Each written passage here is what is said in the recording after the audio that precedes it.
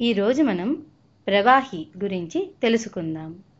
వేటిని ప్రవాహి లేదా ఫ్లూయిడ్స్ అంటాము? ఏవైతే ఏ పాత్రలో పెడితే ఆ పాత్ర ఆకృతిని దాల్చే వాటిని ఫ్లూయిడ్స్ అంటాము. ఉదాహరణకు ఒక గాజు స్పియర్ అంటే గాజుగోళంను తీసుకుందాము. దీనిని నీటితో నింపుతాను. గాజు కాదు, రబ్బర్తో చేసిన గోళం అనుకుంటే దానిని ఇలా మార్చగలను. గోళం ఆకారము మారితే దానిలో ఉన్న నీళ్ల ఆకారం కూడా అది ఉన్న గోళం ఆకారంలోనికే మారుతుంది. అలాగే ఈ రబ్బర్ గోళాన్ని గాలితో నింపితే గోళం ఆకారము మారితే లోపల నింపిన గాలి ఆకారం కూడా మారి గోళం ఎలా ఉందో అదే ఆకారంలోనికి వస్తుంది. కావున ఫ్లూయిడ్ లేదా ప్రవాహి అనేది ఏ పాత్రలో ఉంటే ఆ పాత్ర ఆకృతిని దాల్చుతుంది. ప్రవాహులు రెండు రకాలు, ద్రవాలు మరియు వాయువులు.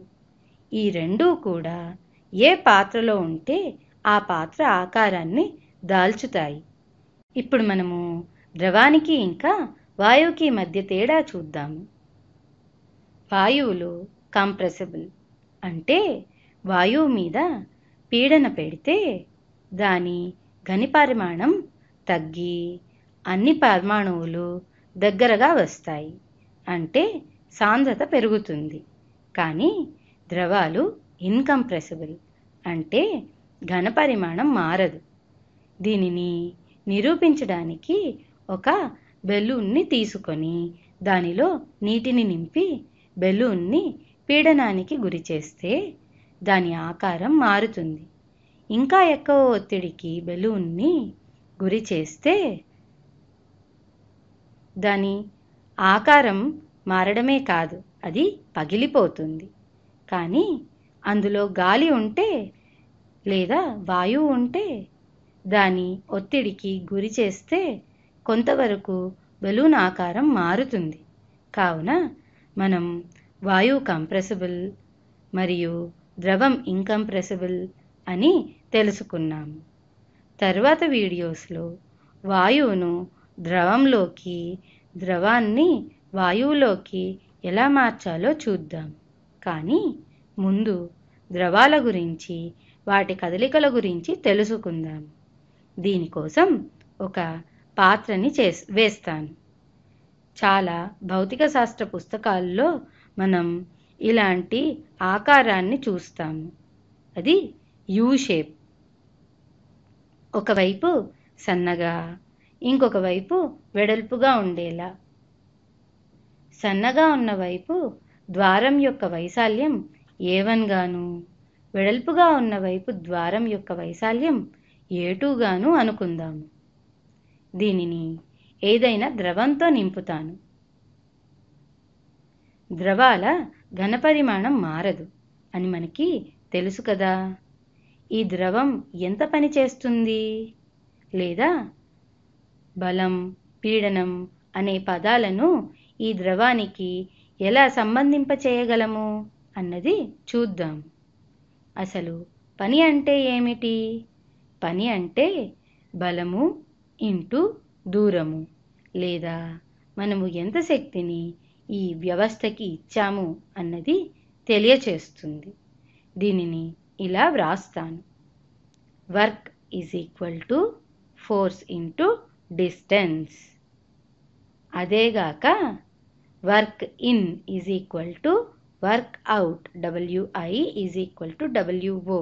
అంటే వ్యవస్థ మీద చేసే పని ఇంకా వ్యవస్థ చేసే పని సమానము అని.